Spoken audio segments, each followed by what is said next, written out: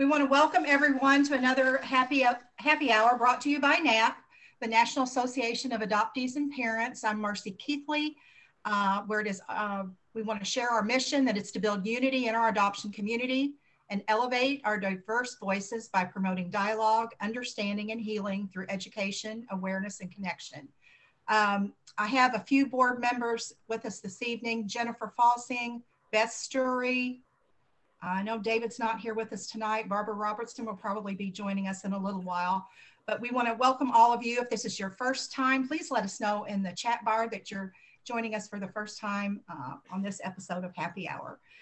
We just wanted to give you just a little idea of what we just experienced over the weekend by showing you a slideshow that Jennifer had made that opened up our conference, and just some of the workshops and our keynotes and some of the activities that we did. So we just thought we would open with that. If you haven't already, please place yourselves on mute. And if you have a question during the presentation, you're welcome to use the chat bar and ask questions. You can raise your virtual hand, whichever you like. So Jennifer, do you have one slide for me before?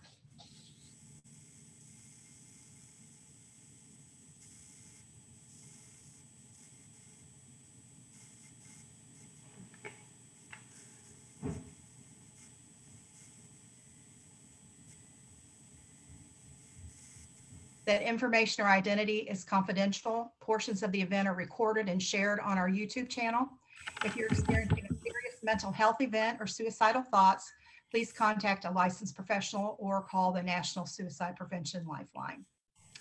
Okay, thank you very much.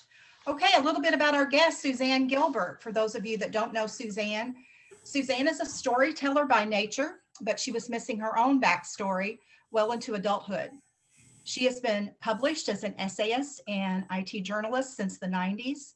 Today, Suzanne co-moderates the Facebook group Spirituality Lab, curates virtual bookshelves of search and reunion, both fiction and nonfiction, and is currently working on the mini book series, The Birth Fathers Club. She's presented to a range of audiences in and out of the adoption constellation. Her 2014 novel, Tapioca Fire, is an engaging family drama with adoption search and reunion at the heart. She lives in a multi-species household. So everyone, join me please in welcoming Suzanne Gilbert. Thank you. Thank you. Hey, Suzanne. I'm so glad to be here. This almost feels like a virtual reunion. I'm already just on one screen seeing a lot of faces that I wish I were seeing in person, but I recognize you, and it's so nice that you're here. And I guess so something I need to say right off the bat is even though the theme of my talk tonight is about the genetic piece of my journey, which is the most recent one, it's not the only part of it. And for me, a huge thing was meeting a lot of you at conferences, just the idea that you could go to a room or an entire hotel area where there were all these people who had lived adoption from one side of the triangle or another, if you want to use triangle as your geometric shape.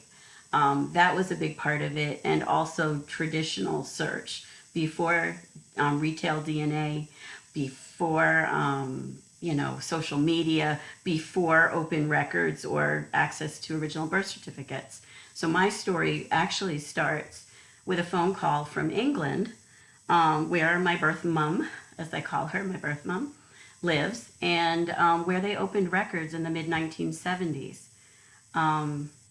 It's kind of, just as a side note, I feel a little chagrin, because back in the 1970s in my state, the Garden State, New Jersey, we had a bill that would have allowed reunions to happen, but it did have the caveat of a birth mother veto, which I know is to this day very controversial. And what we originally got decades later in 2017, passed in 2015, enacted in 2017, was something that during those gap years had a birth mother veto. But part of me is like, oh gosh, I wish we were like England and we had made the compromise if we were going to make it in the 1970s. But all that legislative work and going to Trenton and writing letters to Governor Christie, all of that had nothing to do with my reunion personally, because at the end of this legislative effort and victory, I want to celebrate that because it led to over 3,000 reunions in New Jersey alone. So that was a victory, but what they told me was they couldn't find my original birth certificate. So I'm still kind of out there. And if anyone's interested, I can get into my theory why that is later, but it's not the main part of this. The main part of this is just looking at where I was when I took my first DNA test to where I am today, meaning 2021 summer, and what it's delivered, and how amazing a journey it's been. And I think a lot of this will resonate with you. The details will be different, I'm sure, but some of the feelings we go through or the realizations that come to us might be something that I'm not the only one having, I hope. Or if I am, it's good to see another perspective, I guess. So real quick, my encapsulated story was my birth mother called me when I was expecting my third child, and which meant I wasn't going to hop on a plane to England at that point.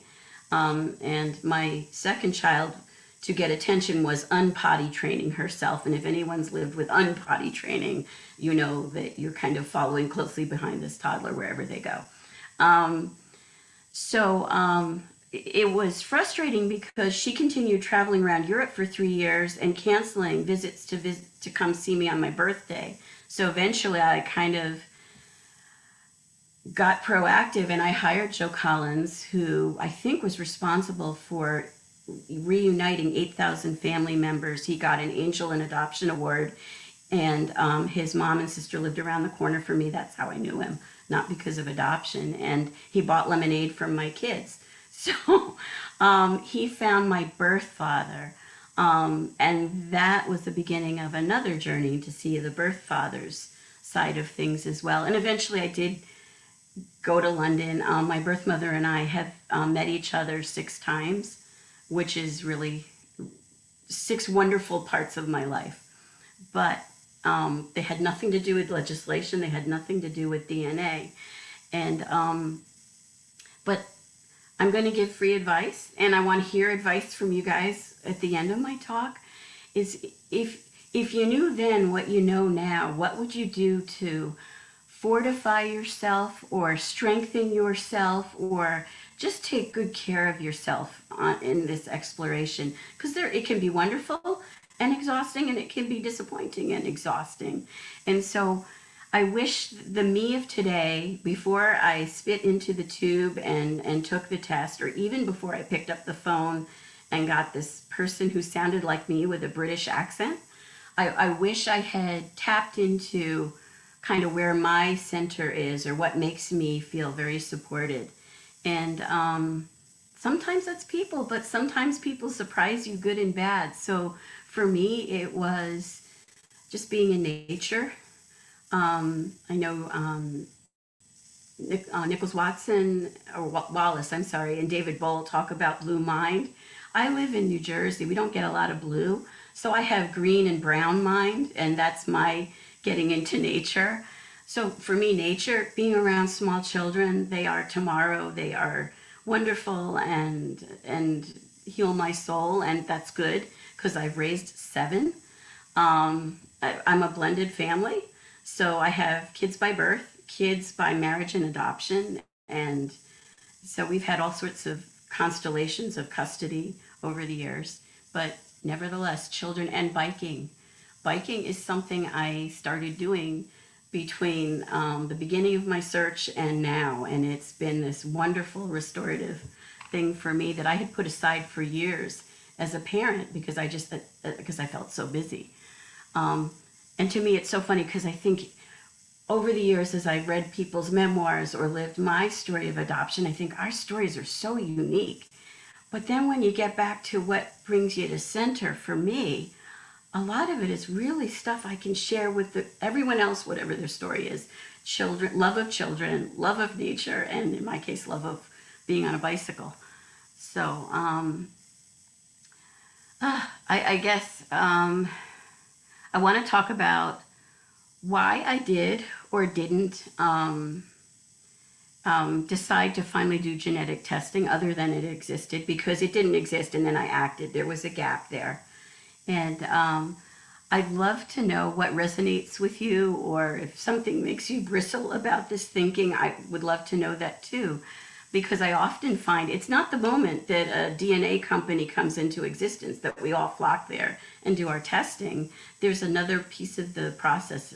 For me, I consider it part of my spiritual journey, if you will. It would had to be in God's time. It had to be at the right time for me to maybe have the right dose of children and biking in nature to be strong enough or ready enough to do that next step in my search. So for me, I had to kind of stop making my birth mother the centerpiece of my odyssey or my quest. She turned out in some ways to not be available emotionally the way I wanted her to be, and I had to let go of my expectations so that now we have a relationship that's sustainable and even keeled. And it kind of went up and down for years until I got to accept her as she was. And but then also, once I accepted her as she was, decided she wasn't the conduit I had to go through to all my other relatives, my siblings, my aunts, uncles, cousins. And once I let go of that mindset, that freed me up. That was the beginning of being freed up to think about DNA testing, that it didn't have to be with my birth mother's blessing. And then also with my birth father, that was a one-time visit. It seemed okay, but it didn't end well. He told me wonderful stuff. He knew Betty Jean Lifton personally. She remembered him lovingly. He knew Robert Lifton, Betty Jean's husband. I thought, this is great. We know people in common. And for those who don't know, Betty Jean Lifton wrote Lost and Found, which was one of the earliest nonfiction adoption books. And I spoke to her, and she's like, oh, Bill, I remember Bill Ray. And so I thought this was going to be great. And I spoke to him, met him, flew on a plane to meet my birth mother in England for the first time, came back, called him, and it was a really short call. And he said, well, I wrote you an eight-page letter about how I felt about us and you over the years. But then I tore it up and decided it was all bullshit. And I hung up. And that's how I handled it then. And I'll have more to say about that later. So those were the things that had to happen to kind of push me beyond doing my first phase of search, which was finding just my birth parents, which didn't lead to anything else. They didn't really introduce me to the rest of the family. So other things had to happen. And what happened, and I sound awfully passive in my own story. I didn't go out and buy the first DNA kit. It was, my husband bought 23andMe.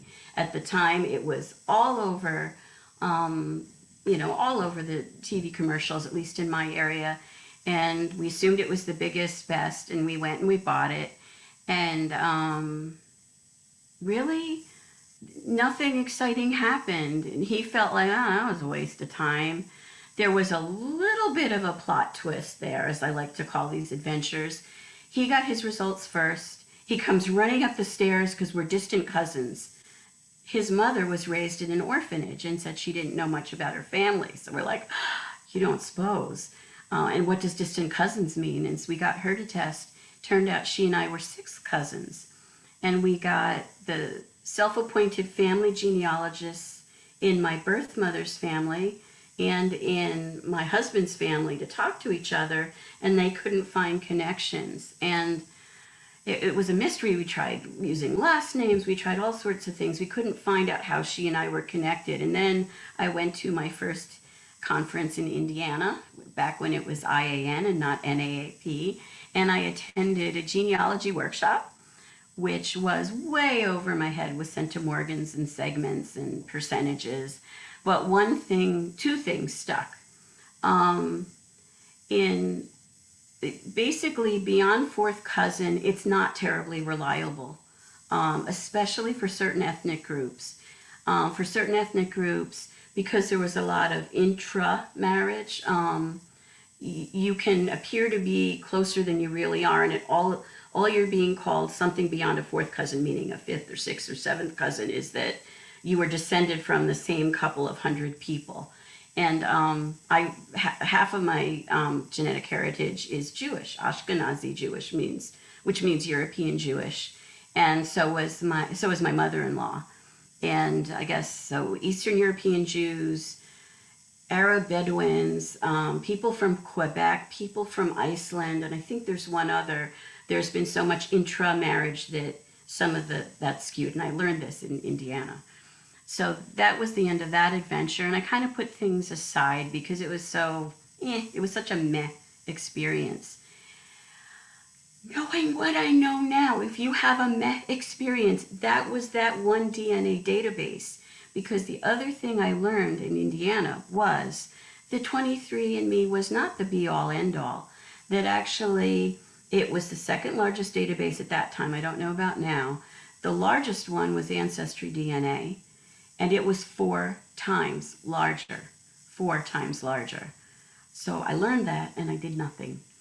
But about 5 things happened between 23andMe and when I finally did Ancestry DNA that were more the spiritual, emotional development I had to go through before it was the right time for me to do that testing.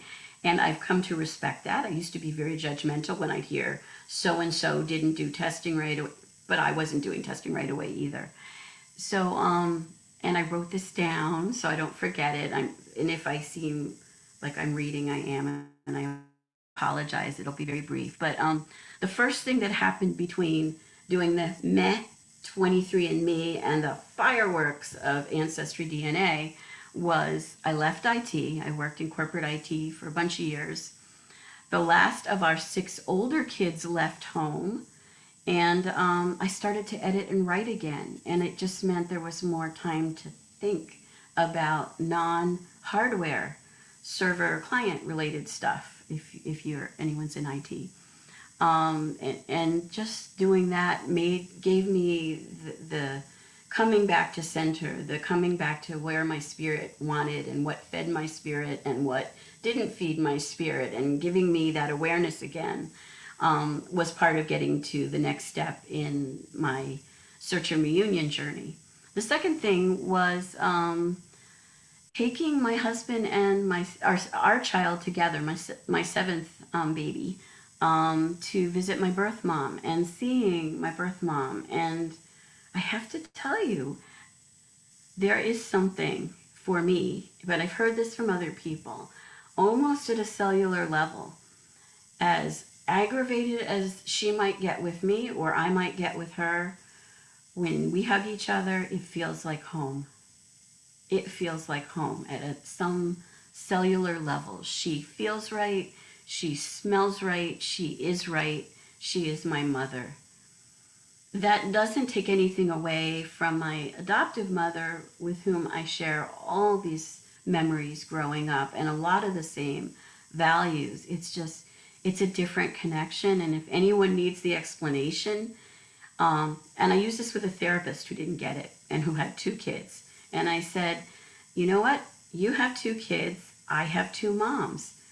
No one would ever dare say to you, as you've said to me, with the best of intentions, which is your real child, or which is your natural child. You can have 2. I have 2 mothers. And so that 6th visit and that 6th hug with my birth mom kind of got me remembering what it is to live in my body, as it were, to inhabit my body, be at home in my body, and want to get more of that and those kinds of connections. And again, if this resonates for you, good. If it makes you bristle, that's even better with what I'm saying. The third thing is, as some of you know, I during those years in between, I began categorizing all the books I'd begun reading back in the 1990s. Just now, more things were online. I had hardcovers of these books in the 1990s. Now you could get them on ebook. So I started putting together virtual bookshelves on, it's in a Facebook page. It's called Reunion Land, which is easy to find. And back then, just as a side note, there was almost nothing for my stepsons who were also adoptees.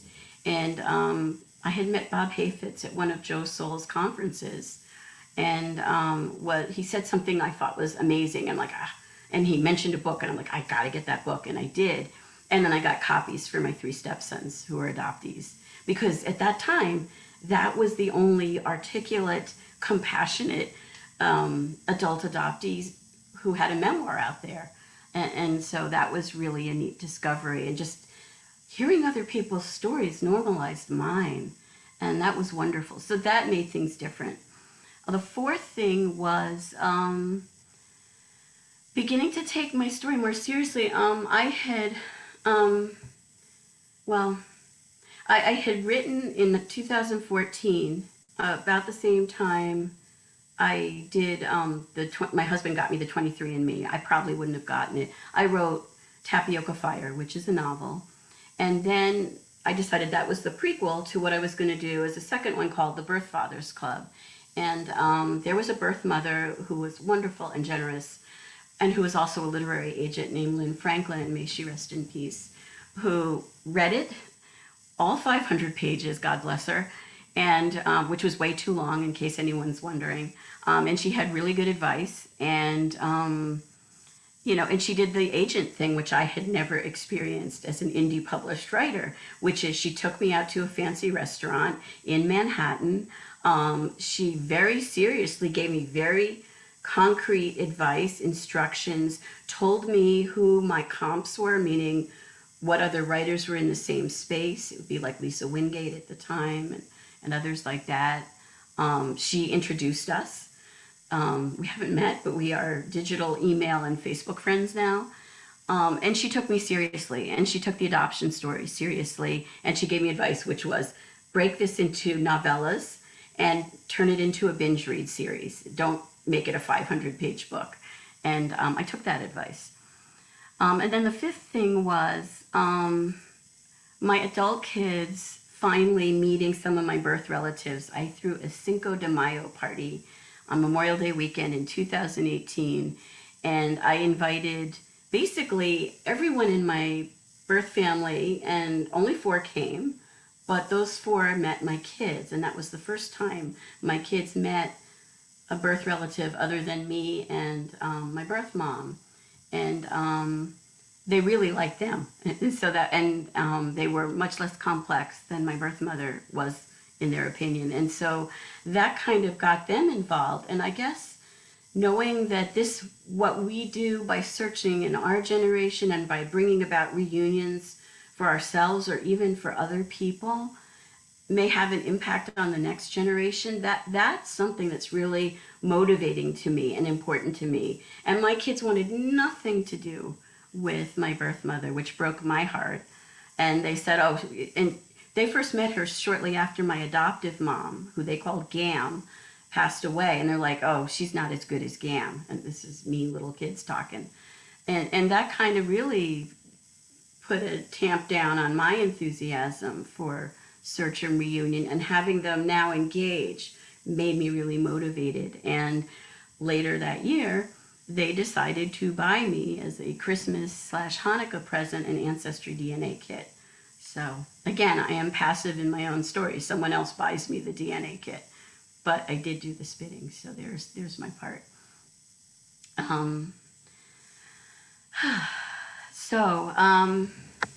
What I found, and I've posted, and some of you may already know it, but what I found was, I guess around that time, I reached out to a search angel named Demi Morgan, or I reached out to search angels, and she's the one that got back first, and I gave her surnames, and she was able to trace my paternal family, the Rays, R-A-Y, back to the 1730s, and what was really exciting about that, it validated something that I had heard from my birth father during that one meeting that he hadn't told my brother, Tiernan Ray. And Tiernan and I are in touch. He's my half brother. And so I wondered if it was true, because by the time Tiernan and I met, my birth father had passed away. And that was that we have Native American heritage through a grandmother who was Cherokee in Tennessee, but then also further back to someone who was Mohawk and had no surname and married an Irish immigrant. And my birth father's version, this I can't confirm or disprove, was that this Irish person came from Cork. I'll never know. But what Demi Morgan, the search angel, found was that indeed I traced back to this person named Dinah who had no surname. Then at marriage, she took her husband's name, was converted to being a Quaker, and she had a child that seems older than the marriage, so maybe a first marriage or outside of marriage. And that child had her husband's last name, but his middle name was Murphy.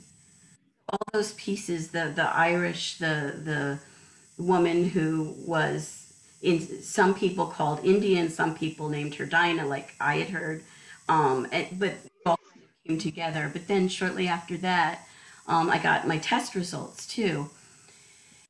And what I saw right off was a message, and I actually put this into one of the novellas because it's a weird experience, and I'd love to hear if anyone else has had this, where I got a pop-up warning me that something was about to be might be very emotional in my results, and it's like, wow, okay. Um, and they do ask you, are you adopted now in the screening question? So that may fit into the algorithm that, you know, if someone comes up close and you're an adoptee, maybe they flag that as getting this pop up. And someone who was first cousin to close relative came up. And I'm going to keep this part short. And if someone wants to know more details, I can. But long story short, um, another search angel who I know is named Cece Moore. And she's now working more with crime solving in what's called investigative genetic genealogy. But she started with our community and helping people search. And I said, Cece, what does this mean? And had centimorgans and all this stuff. And I remembered the workshop that if they'd given a test in Indiana, I would have failed. And she said, oh no, it's closer than a first cousin. She kind of walked me through it. And it turned out this is my half sister, also placed for adoption 8 years before I was. Bill Ray was the birth father of both of us. And I tried to reach her. I did that, you know, I don't know, like I will never forget that feeling in my stomach of calling 15 phone numbers, knowing I'm going to get a stranger and have to share this story and hope that it's the right, you know, person named Lisa Halvin. And I did the 15 phone calls. I wrote back through Ancestry, nothing. Um, and what I finally decided to do out of desperation was, okay, this algorithm sucks, but I will do an image search on Google, which means you can wind up with Napoleon if you type in your own name, because it's really not good quality, and they haven't put a lot of energy into it the way they had with word searches, word-based searches. But one of the top images that came up matched her photo on Ancestry DNA. And I clicked into it. It was a GoFundMe site, and it was a GoFundMe site for her funeral. So I had gotten this Chrismukkah present in November, late November, from my kids. It turned out she had died November 20th, which was my adoptive sister's birthday. Yeah, it was like, what does this mean? And by the way, my adoptive sister has chosen to be estranged for the last almost 22 years. September 30th, it'll be 22 years, which I now view as a blessing, but I didn't view it as a blessing for many years. So I kind of think of November 20th as my day for remembering lost sisters. And as sad as that made me feel for a day and a half, it's nice to have a marker. You know, it's nice to be able to do something. My faith is the Jewish faith, which was hers too. We're both half not Jewish, but that we share. And so she was a widow. She had no children. And what that means is there was no one to remember her. There was no one to say Kaddish, which is a prayer in honor of the dead. It doesn't mention death. It's only about praising God, but it's kind of like, okay, Lisa's not here anymore to praise God. I will step into her place and say the prayer for her. And so on all big holidays, like yesterday, Yom Kippur, you say the Kaddish. And you do it on the anniversary of someone's death. So every November 20th, I say the Kaddish for my half-sister, Lisa. I also say it for the relationship with my adoptive sister. So that's like one of the prizes, I guess, of this search, is having that marker, which brings me a little bit of peace. The other piece of it is, and I wish David were here, but there's a lot of people, Zara also, Pamela Karanova, oh, and I'm gonna forget people, but there are a lot of people that are talking more and more about adoption and addiction. And I have two things to say about it because I don't want to get too complicated. I want to distance myself from that because it's scary, and it's scary because I was raised with an alcoholic mother and an alcoholic uncle. There was alcoholism on both sides of my adoptive family. So I don't want to think about it. But I finally, very late in life, discovered Al-Anon, which I recommend for all sorts of things for anyone. It's cheap, it's free, and it's a group of loving people, I find. And, but I would do this sort of mini betrayal I now view it as a mini betrayal of my adoptive family. And I would say, well, there's alcoholism on both sides of my adoptive family, kind of distancing myself from them, genetically, which isn't fair. It isn't nice. And I wish I hadn't done that, and I don't do it anymore. I just say there's alcoholism on both sides of my family. And what was interesting was that my sister was an alcoholic, so I can't limit it to my adoptive family anymore. But 25 years before her death, she got serious about recovery, and she found it through AA and NA, and she was sober and clean for the last quarter century of her life. And for that, I'm very proud of her. And then the last 20 years of her life, and for 20 years, she was very happily married. And I'm thinking, wow, recovery and love. Like, no matter that I didn't meet her, she had those two wonderful things in her life. I would wish that for you. I would wish that for my kids. I would wish that for myself, for anybody. So it was good. That was another prize of this genetic search, was to learn this. And I learned this because on this GoFundMe site for her funeral, I found that her best friend, also named Lisa, which makes the story very confusing if I get into too much detail, was raising money. And I reached out through the GoFundMe saying, hey, I found this. And because of COVID and other things, it got put off. Finally, this June 2021, I met the other Lisa down in Florida. And we were going to have breakfast and then think about getting together again, maybe. Instead, we just sat and had a 6-hour breakfast. So it was wonderful just to hear about Lisa, to hear about their friendship. And one of the prizes is to know that there was this friendship in her life. And some of the friendships in the whole adoption reform world are wonderful too. And they are our prizes, I really do believe. And then this is a tough, bittersweet one. The last prize I got from this was through Ancestry. I met more of my birth family, and I'm going to wrap this up pretty soon. And some of them went to high school with my adoptive father, who was a difficult personality. My adoptive mother was lovely, but my father was hard. And they kind of go, oh, yeah, the Kriegmans, they were an odd family. I knew him. Your grandfather was great. And I liked hearing that because my grandfather I loved. I loved my grandparents. But my dad was difficult, and they remembered him as kind of odd in high school too. So that was almost validating in a strange way. So here I am. And I have one more surprise thing that I learned from this, but I find that some of my resistance to doing the genetic testing was thinking, oh, it'll keep me stuck in the past. I don't want to be in the past. I want to live my life now and in the future. And so, I was disappointed, or I've made my peace with whatever I found, let me move on. And for anyone feeling that, Okay, yeah, that may be where you are now, but be open to the thought that maybe there's more to learn and maybe it's worthwhile. And that's what I found because, let's see, what keeps, so I asked a question to myself, how do you find belonging in this, whether you find it with birth family or not? And how do you keep moving forward? And for me, I got three answers when I thought about it. I think the adoptees and birth parents who I've met along the way, and I've been to different conferences or through legislative work, by reading, because I love reading, and so I read memoirs and we write memoirs. That everyone's been very understanding and supportive of my search and of my writing and of my questions. Because I used to not ask questions. The waiting for other people to buy me the DNA test kit didn't come from nowhere. That's totally a part of not asking questions because I didn't want to upset people in my adoptive family. And I love to have this other, adoption constellation family where all we do is ask questions.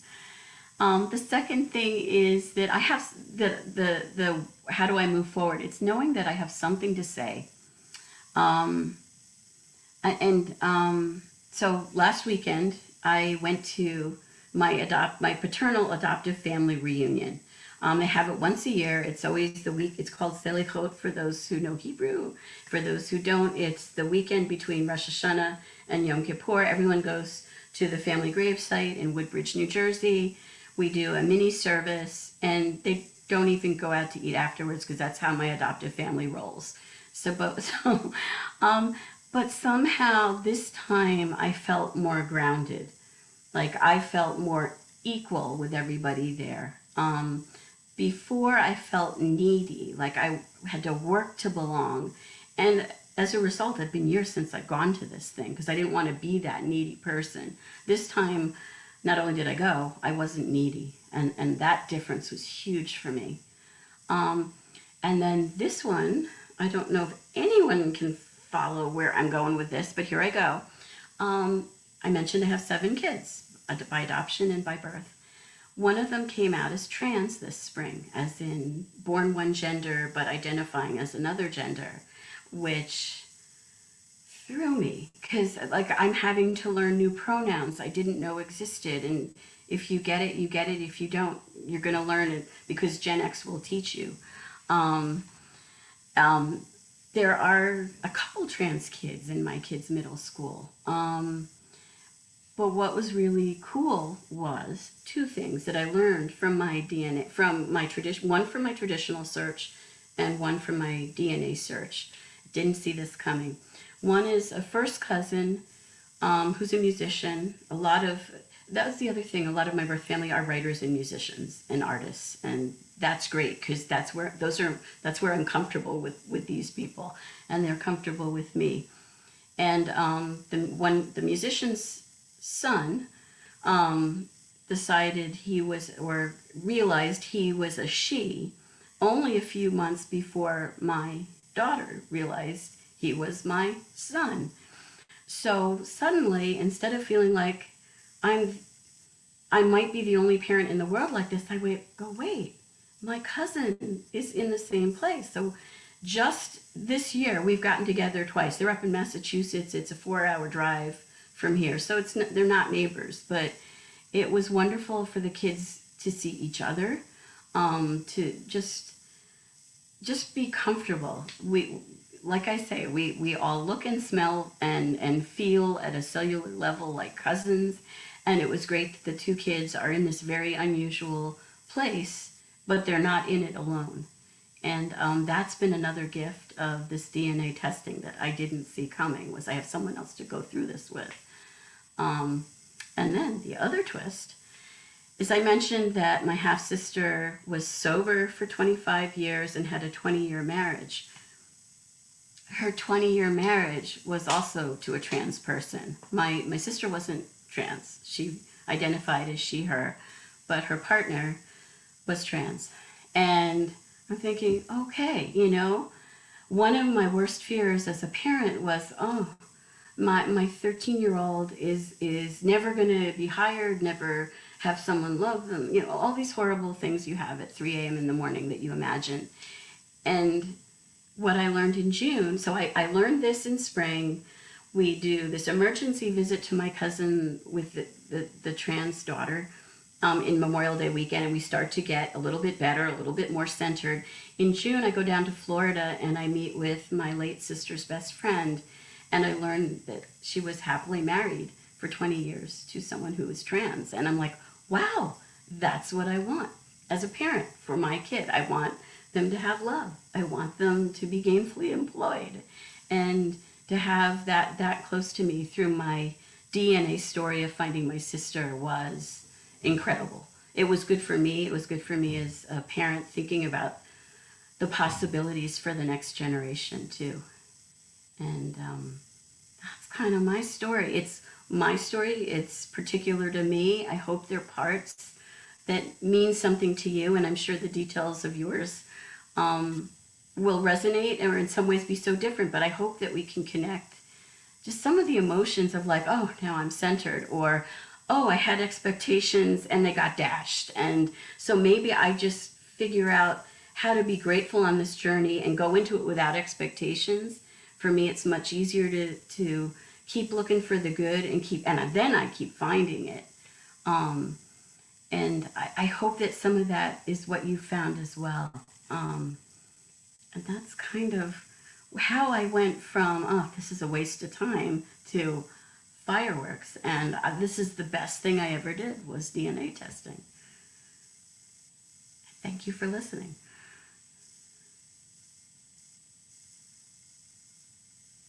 Okay, thank you, Suzanne. Let's go ahead and open it to questions. And I know that we have plenty out there. There has been some supportive comments in the chat room earlier.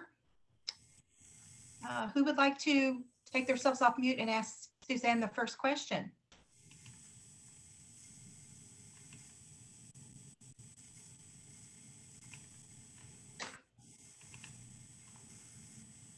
We always start off slow. Always. Don't we, guys? Oh, Jen's posting some things about yours. Okay. Hi, Anne Marie. Hi, how are you? Fine, thank you. Hi. Go right ahead. So I was curious, you used the term that they were prizes. Can you speak a little bit to how you came up with, when I think of prizes, like something you win, unexpected, or, someone else might say it's a gift. Like, can you elaborate a little bit on how? I love that analogy, but I'd like to know more. Oh, Anne Marie, yeah, thank you. That's a good question. I don't think I came up with it. I think it's sort of a bunch of years ago. Let me rewind and start again. There's a radio show called The Moth, and I was on it. And when you're on it, they don't just send you out there and make you tell your story. And so I look a lot more polished on what I did for The Moth than I probably did tonight. But thank you for your patience. But what they do is they give you like a diagram with a bell curve on it, and they tell you this is the narrative arc, and you should structure your story this way. And they talk to us about, Homer's The Odyssey and the Iliad, and the Iliad is going and fighting the dragons on the way up to the top of the bell curve, and then the Odyssey is the very difficult journey back. And if you go into Greek mythology, there's the legend of the maze and the Minotaur, and getting to the Minotaur is easy. Getting to the center of the maze where he's waiting is easy, but then he tended to gobble people up and they never came back out of the maze. And so the producer of Cyndi Freeman, her point on The Moth was, so part of your story is how do you get back out with this prize that you found? Because I think when you get to the center of the maze, there's some kind of prize or something that the Minotaur is guarding. So getting there is half the battle, and the prize and getting it back are just as hard. You can get stuck, like I did, in just pausing and not wanting to go any further, or you can get stuck in one emotion only and freeze out the others. But if you wrestle with it and get out of the maze with that prize, you've got something that's, and it kind of helps you tell the story too, which was what the point that the producer was making. So it was really her term, prize. Yes, and even when you said, I wrote it down, birth mother was the centerpiece of my odyssey. Just Yeah. that focus that we might have initially when we think about search and what's going to happen, and then how much like a story it unfolds the way it's meant to happen, not what we might have anticipated or expected was going Right. My cousin in Massachusetts was never the center of the maze for me, but that's turned out to be the best prize, or he and his family have turned out to be the best prize. Thank you. Thank you.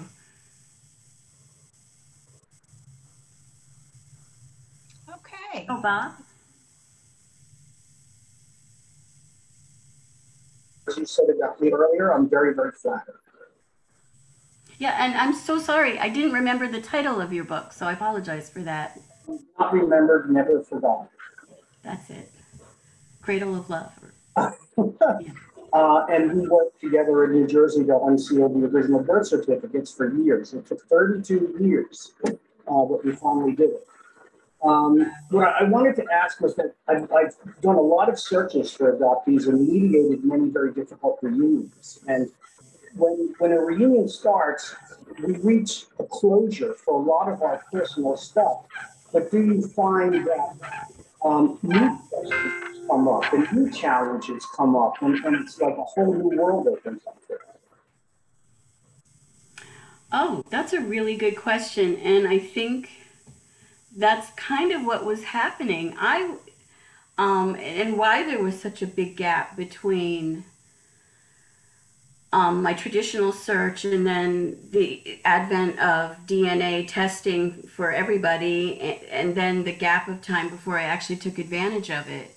And it's because, I had to come to terms with one thing that people don't talk about a lot is infertility's impact on a family. My sister and I, at one crazy point in our young adolescence, wished we didn't have periods because it so upset our adoptive mother. It just, and so there was so much to unpack. I began to look at my history differently. I began, because I wasn't a particularly inquisitive adoptee, I began to ask questions that other people asked much younger. So I think absolutely, that for me, it was like I got the phone call and then I asked the questions. And I think for a lot of people, they are more inquisitive or braver than I was. And they have the questions that leads them to do the phone call to start with. So yes, I think that's more normal or more common, what you're talking about. And I absolutely think it's true. At least in the books I A whole new world, because we don't know what we're going to find. And it's if you were adopted in the first place because things weren't right to begin with. So it's always a challenge, and for us, it's frightening. This unknown of what we're gonna find, what we're gonna encounter, and what I found is even when it's difficult, it still gives us closure, and it still answers questions, and it still lets us to move forward. So I would encourage everyone that if you're afraid of searching, you should be, but it's worth the challenge, and it is very difficult. And I thank you for all the work. Oh, thank you. And it was great meeting you at that conference. You're one of the first male adoptees I ever met, and that meant a lot for my stepsons too. Thanks.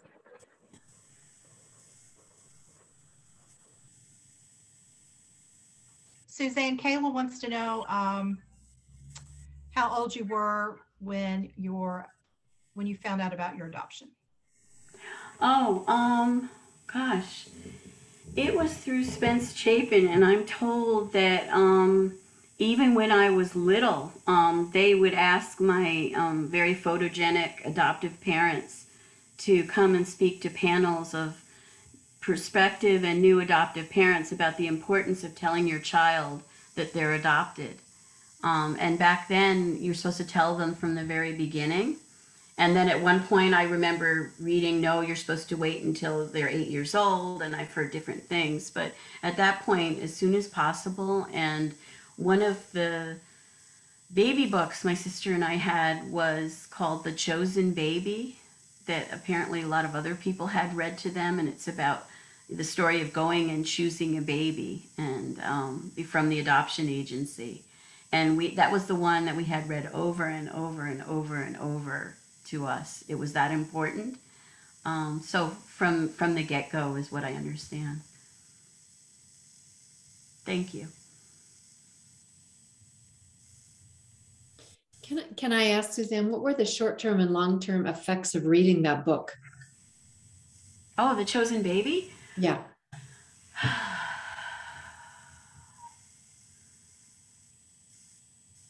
I'll start with positive. How about this? Positive, negative, positive. When you do literary criticism, in a writer's group, as some of you may know, you're supposed to do that. So it's another person's work, so I will do that. I thought the illustrations were great. They were realistic but simple for children, so that's my positive. The negative was it really brainwashed me into thinking that was my chapter 1. That was my chapter 2. And I don't know who in our community came up with the term chapter 1 or looking for our chapter 1. Yeah, that's what the DNA testing gave back to me, as well as the traditional search gave back to me, was my chapter 1. That book, on the one hand, it completed the story at that point in my life, but it also probably gave me the message that that was the story, and there was no chapter 1 before I was the chosen baby. Kind of like what I said to Bob's question, it took the phone call from my birth mom to make me kind of think beyond the chosen baby in terms of my adoptee awareness, I think. Thank you.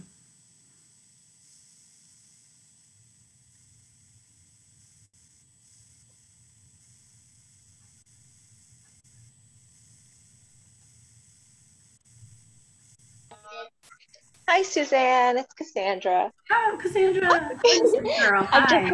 I just wanted to say Shabbat Shalom and Shana Tova. I know.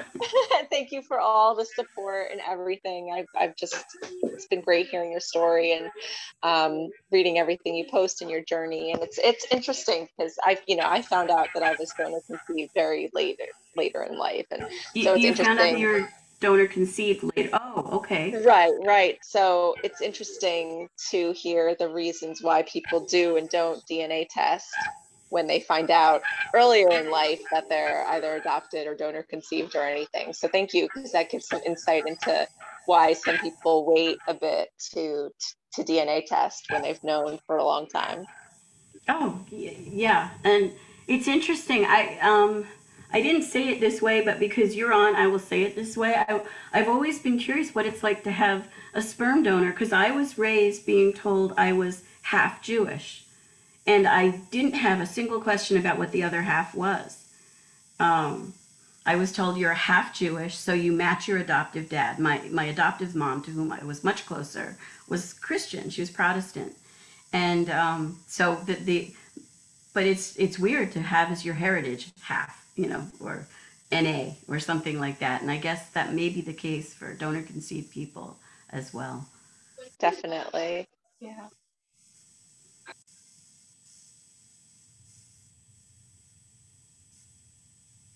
Thank you.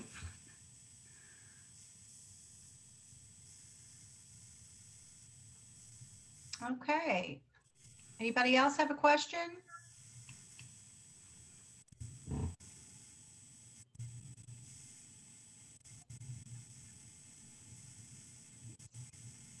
If not, can I do a little thought that I'd love to get anyone's reaction to? Oh, absolutely. Go right ahead. Okay. I just put to bed a novella told from a birth father's point of view, but he's also a birth father in recovery. And the idea of recovery and reunion has always been a strong connection for me. First, for one reason, and then later reinforced. One I shared with you is just, and I came to this very late in life, the idea that, even without having an addiction myself, I'm impacted by someone else's alcoholism, my mom's, my uncle's, in my adoptive family. And it does things. You compensate, and dealing with that is, and dealing with it and learning healthy new ways to be is recovery. And to me, now at my ripe old age, I look at it and I think, just like I learned to hide things in my adoptive family around alcohol and hide bottles and pour bottles down sinks, I learned not to hide curiosity. I mean, my first career was as a journalist. How did I not ask questions about my own story? That's crazy. But I was well trained, and I see parallels for me in adapting to, sealed record adoptions and closed adoptions, and adapting to this other chronic thing. In my family's case, it happened to be alcoholism. So I love that. And also the particular group that I happen to live a few blocks away from in New Jersey, the first adoption support group I'd ever heard of, was founded by an adoptive mom, Carol Gustafson, and another adoptive mom, Jane Nast. And it was based on 12 steps. So I learned these phrases, like we'd say, "Oh, are you in reunion?" And I didn't realize at the time that came from being in recovery. And basically, Carol Gustafson took the 12 steps of Al-Anon and Nar-Anon and Gam-Anon on one side, or AA or NA on the other, and applied them to search and reunion, with the idea that when you're recovered, and in her case it was as an adoptive parent, you're okay with your child knowing their birth relatives. That's recovery. And if you're an adoptee, you're okay. You're in recovery, asking questions now. And if you're a birth mother who gave away probably their firstborn, you're okay facing that trauma again. And that's being in recovery. And I feel this incredible debt to Carol, that she took something from 12 steps and applied it pretty creatively back in what was, I guess, 1990 or so, because it started before I got involved, so it was probably early 90s. Applied it to search and reunion, and she thought of search and reunion as a kind of recovery for everyone who's been touched by adoption. And she included social workers that she talked with at Spence Chapin, who had to change their thinking, and they went from defending closed records to testifying in Albany, New York, for the rightness of restoring adult adoptees access to their original birth certificates. For me, that was very validating to see social workers, the professionals, the gods of adoption, officially saying that policy was wrong. This is what the policy should be going forward. And so I love that. Does anyone go, ew, yuck, that's a bad idea, comparing recovery and reunion? Or does that work for you? I'd love to know what anyone else thinks. Suzanne, can I ask a question related to that? Sure. Kelly? Yeah. Yes. When you get to taking the searching and fearless moral inventory and making amends wherever possible, how does all of that apply? I'm curious. Okay. I mean, different people would apply it differently for me. Step 4 is, did I really not have questions? Was I really not curious? How honest am I being with myself? And that would be part of my step 4. And the harm I did someone, and I'm now using 12-step speak when we use words like harm, resentment, things like that. So I harmed my younger adoptive sister, because she was the one that always asked questions, and I was the goody two-shoes that didn't ask questions. And at some level, I think I had those questions, but I just was so busy being the good adoptee. I think that's a wonderful Suzanne Bachner term, and I saw her performance also in Indiana. But I was so busy being the good adoptee that I literally had no questions. Didn't occur to me there was a chapter 1. And so my amends would be saying to my sister, you were the brave one, thank you. Here we are decades later, thank you for being the brave one. And that would be my step 9. And sorry I didn't back you up. Does that make sense? It does. Thanks for fleshing that out. I've been in 12-step recovery for 25 years, and it never occurred to me to connect the two. So thank you. That's really interesting. Well, you're welcome and thank you, but it's not me. It's Carol, and she was in recovery for like 30 some years in AA, and she brought that into adoption reunion.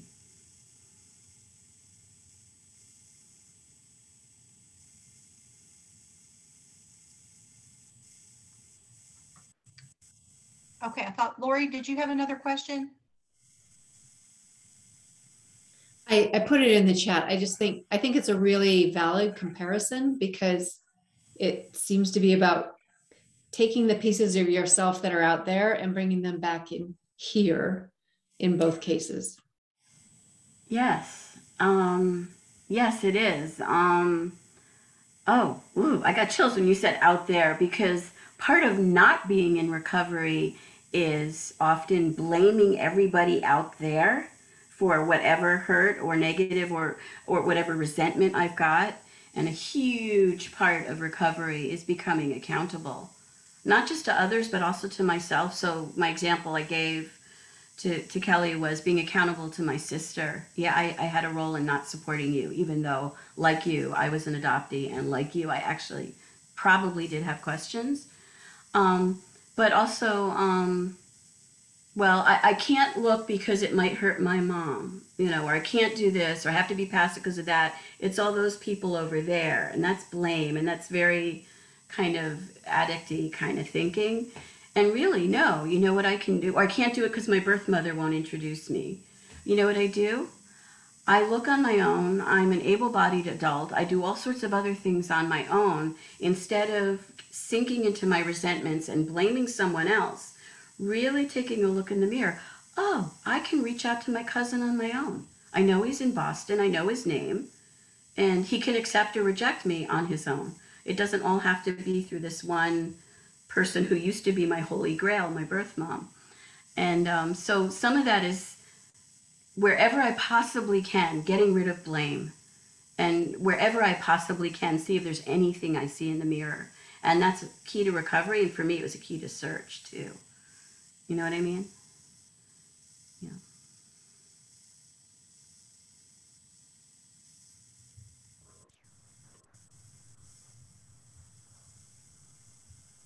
Okay, do we have any more questions?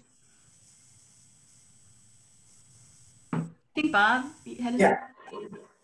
I want to try and make the connection between adoption and addiction, because there is a real connection there. And in child psychology, we have a saying, the child's behavior is not the problem, it's the child's solution to the problem.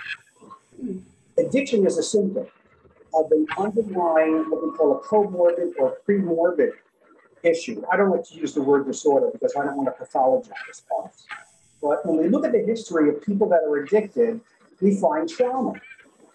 Often it's an explicit trauma like PTSD, which they're aware that it happened, and they're trying to block the pain that comes from the trauma, shame, anxiety, a lot of the things we experience. Well, when you're adopted, our trauma is what we call precognitive because it occurs in infancy. And when we're separated from our mothers as infants, we will make a long-term memory of that event. But it's not explicit, it's implicit. It's recorded as emotion, it's recalled as emotion years later, and it's not pleasant, it's painful. But there's a disconnection. We don't know what it is, what we feel. So we can't ask for help or explain it, and nobody seems to understand it. Even among professionals, they don't understand what's going on in us. So we now seek ways to self-medicate and block the pain. And adoptees experience a special kind of trauma, an implicit trauma, and it's not recognized in the DSM-5. It's not there, but it's what we call a precognitive trauma or preverbal trauma. And that's what alters our development and makes us have a lot of the problems that we have. And it's reversible, it's resolvable, and reunion resolves it. Reunion brings a lot of that to a resolution. But there's where the connection is between addiction. It's not all genetics. Genes require a genetic predisposition requires a trigger. to activate it. So we experience trauma, and a lot of people in AA have their own traumas too. And we actually have that in common. But theirs is recognized and ours is not known by most people. That's where the title of the book came from, Not Remembered, Never Forgotten. You can't forget it and you don't remember it, but it's there, changing our lives. Oh, I think that's really interesting. It's one of the reasons I loved your memoir, and I love the shoebox effect and the idea that we can tamp things down, but then there's things that are there all along waiting for us when this is what I read into it, when we're ready to go into the shoebox and discover again. And so it you can discover all sorts of beautiful things if you were living this very narrow world of addiction or this narrow world of not asking questions. And then when you start to recover from whichever of those, there's a lot of beautiful stuff out there. I mean, there is a reason, there is a reason that so many birth mothers and some adoptive parents and adoptees and donor conceived people are energized and writing books and forming Facebook groups and talking and being driven to write books. Books are not easy work. And there's several hundred memoirs out there. And I almost think of it as like, I love this. I went to the African American Museum in Washington, D.C., and I didn't even know this was a thing. And I immediately thought of my adoptee peeps. As people made their way north in the Underground Railroad, when they got north of the Mason-Dixon line, and then later when they had to go all the way across the Canadian border, there would be people that would ask them to tell their story. And I thought, oh my God, this is like they get to be on the Moth, only it's 1850 or 1860. Because that's so important. These are people that didn't get to tell stories and didn't get published and didn't get to have newsprint, and newspapers in that period. And to have someone greet you at the other side of whatever the border was after a really dangerous journey and say, your words matter, tell us your story. And this museum in Washington, D.C. exists because all of these people told their story. And I learned something I never learned in the history books by reading.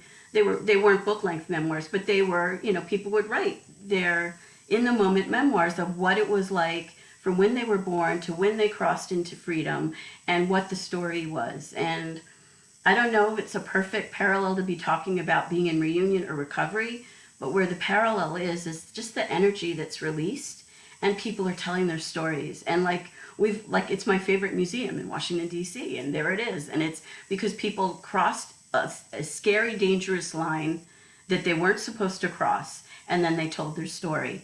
And I thought that's, in a much safer way, to be honest, when adoptees kind of start asking those questions that I never thought I had questions about, and then tell their stories. And I just, it's so healing. And or when we attend a conference or when we organize a conference, and there's just so much energy happening now as little by little people are beginning to ask the questions, tell the stories,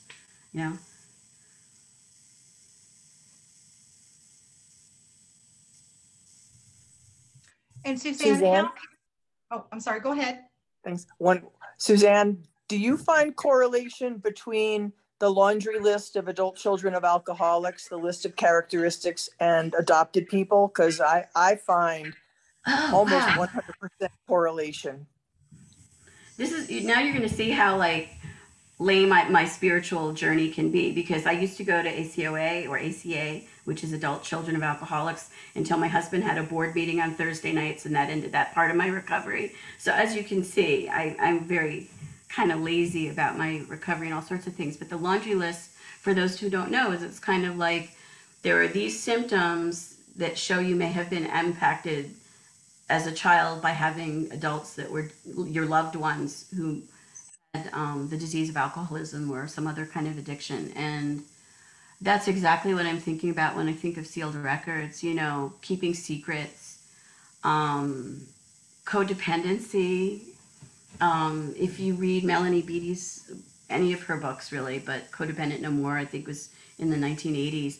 And that's like reading an ACA laundry list, or if someone made up a laundry list of being someone with secrets. It could be adoptive parents or donor, intentional parents that don't tell their kid they're adopted. They're walking on crazy eggshells too. And they're weighted down by complexity that doesn't need to be there even.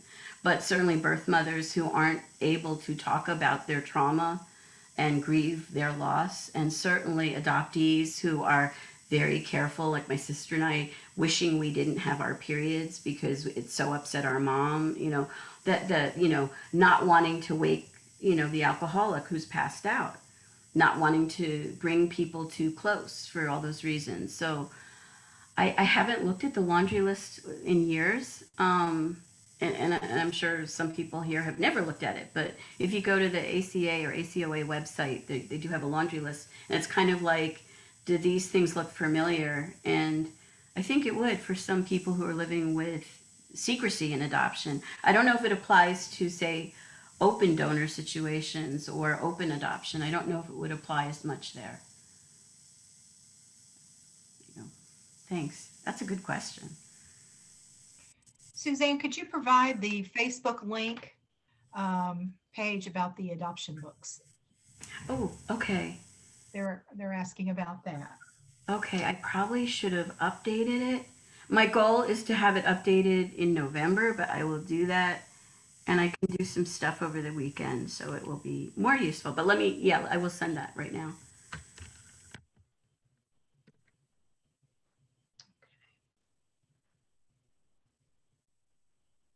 And is Facebook the best place to follow you? Actually, until a few days ago, the answer was yes. I just started on Twitter, so I'm trying to put my energy into that just to discover it, mostly because I've had other friends who are writers and poets who are saying, you need to get on there, you need to get on there. And so I finally listened to them. So probably Twitter will be, so I'll give you both. But if someone just wants to see the list, the virtual bookshelves, then that would be Facebook. And I can send you both links if you'd like.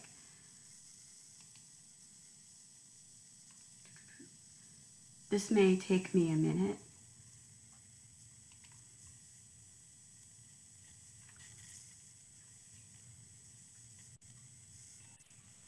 Actually. Hey, Suzanne, I actually put them in the chat for you.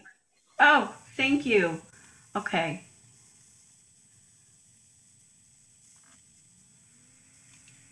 Okay, that way I will look far less distracted.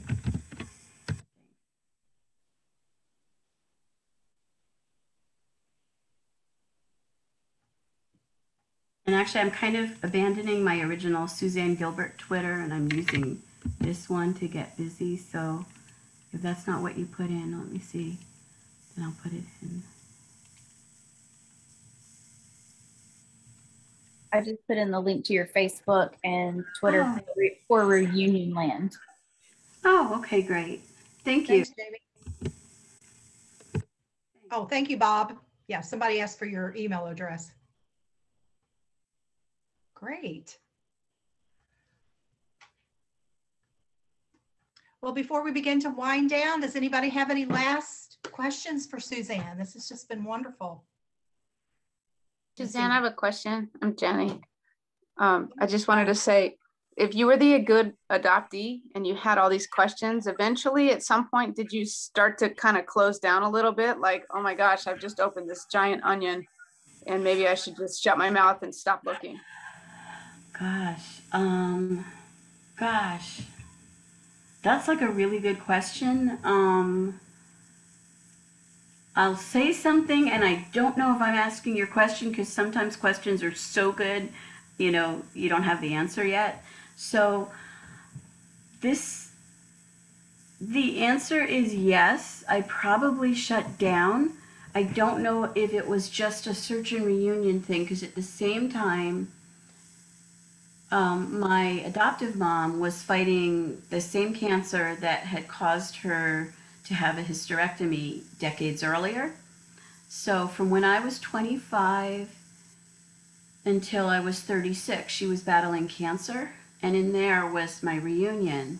So a lot of my energy was about taking care of my mom, you know, just chemo is a nasty thing, but it gave her extra years of life.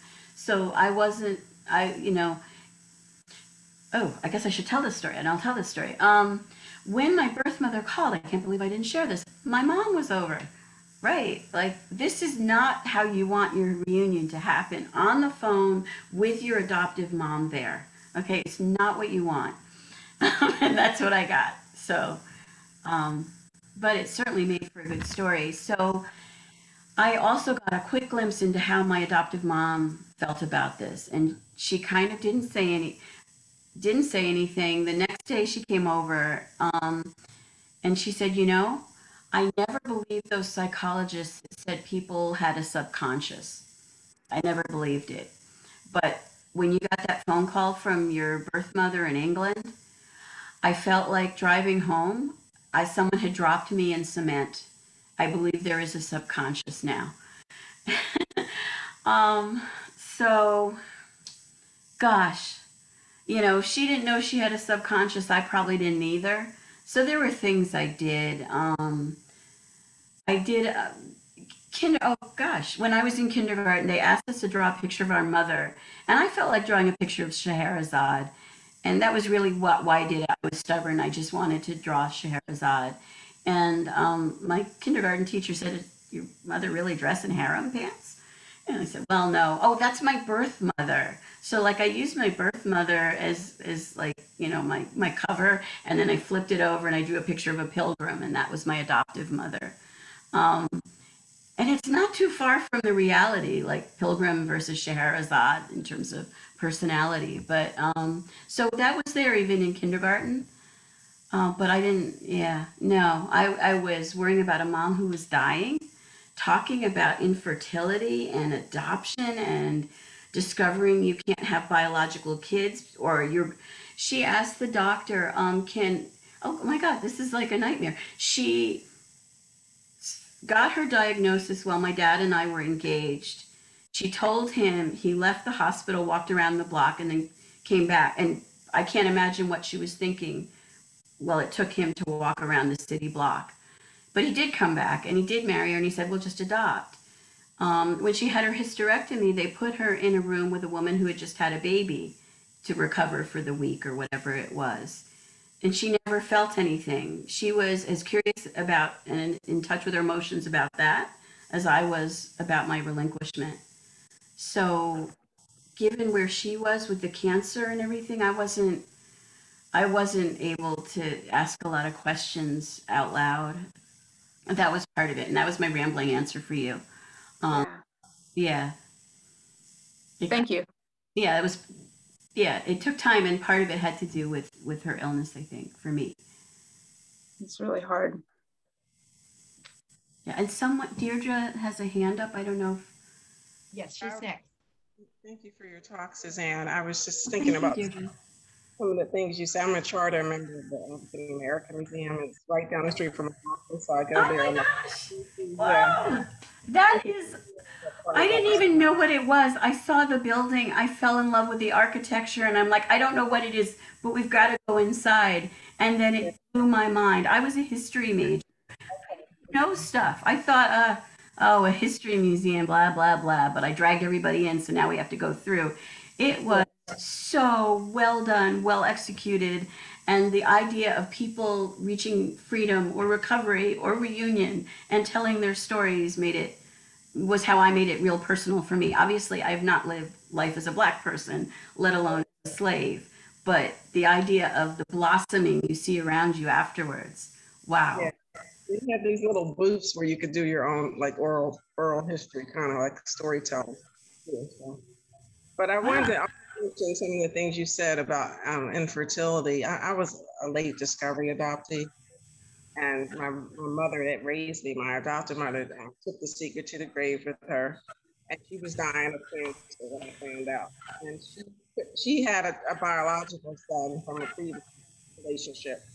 And then my father adopted my sister and I and him. So we were all legally adopted. But she didn't tell me, and I was 23, and my father was still living, and I got to talk to him. He said they kept putting it off, and they say after a while, why bother to say anything? But she had had a hysterectomy. I knew she had had a hysterectomy. I didn't know the year, and I was born in '68. I found out it was 69, and so I know she, with not having had any kids. She was 35 when she adopted me. So she was still, young enough to have kids, and I think it did bother her because my father said they were girls. She had a son, and she was a girl, so that was where the adoption came in. I just wanted to share that. Thank you for your story and everything today. Thank you for your story. Thank you for that amazing museum. I'm so curious how you got involved with it, but I know that's off topic, so I won't ask, but I'd love to ask. But we can talk offline. Twitter. I'll talk offline. Thank you, Deidre. Okay, well, it's getting to be that time where we're, oh, okay. Aw.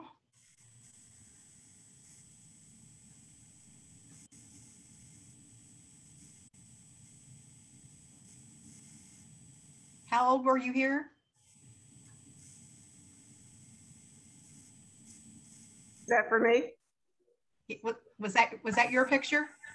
Yeah. Oh, I'm not seeing whatever it is. I'm sorry. Yeah, when I take myself off camera, you'll see it. It was my toddler photo. I was about 3 or 4. 3 or 4. Oh, thank you for sharing. I don't have any. That's the only one I really have. Is that in the chat? I'm not seeing it, but camera, Suzanne, you'll see it. There it is. Oh, okay. What a sweet little girl. Yeah. Thank you. Thanks, Deidre. Thanks. Okay, Suzanne. Yeah. We really appreciate you coming on this evening. Thank you for having me. And everyone that's with us this evening, we appreciate you coming on. We do have a couple of little announcements that we'd like to share before we say goodnight. Jennifer and Suzanne, you're right. Wish David could have been here tonight. Yeah. But David hosts, along with, co-facilitates with Teresa Moore, our bi-monthly Adoptee Paths to Recovery they're bi-monthly on Tuesday. So our next one will be this Tuesday evening. And correct me, I believe it's 8 o'clock. Is that correct, Jennifer? Yes. 8 p.m. Yep. And then we have. Feel free to come back and join us Tuesday. We also have this on Tuesday at 6 p.m. Eastern. Dr. Joyce will be back with us at 6 p.m. right before David's on Putting Yourself Together After Reunion. And then next week we have, as I find it, wrong one. That's who we have this week. We're having Suzanne back because we love her so much. Weekly installations. It's a festival. There you go. Okay, now I know Rich isn't on tonight. Amber, you're still with us, aren't you? Yep, I'm here. Yeah, I saw Amber before. There you are. Hi, Amber. Hi, Amber. We thought we would, for next Friday, we're going to have both Rich Haas and Amber come on and give us the highlights from the conference and talk about 5 ways to overcome the post-conference hangover re-entry. Amber, you want to share a little bit how you and Rich came up with that? Yeah, we had discussed it while we were at the conference, and it's been a recurring theme I've heard from everyone. I don't know who all is still going through it, but I should have known better.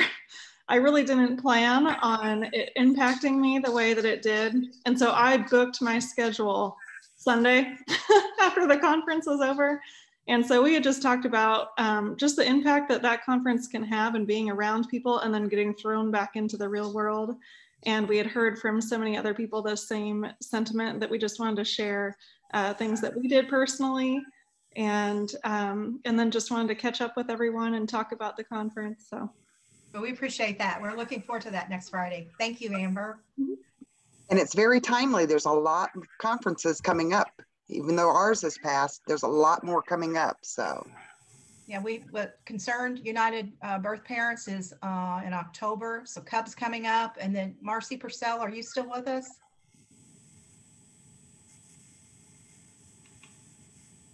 Marcie was on. She was on, yeah.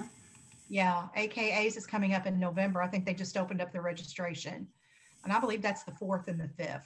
I'm going by memory. But we'll It's have the first weekend of November, yeah.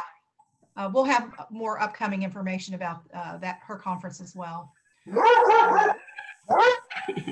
Marcie? Yes. When will the recordings be available? Do you know, from the conference? Yes. To the conference?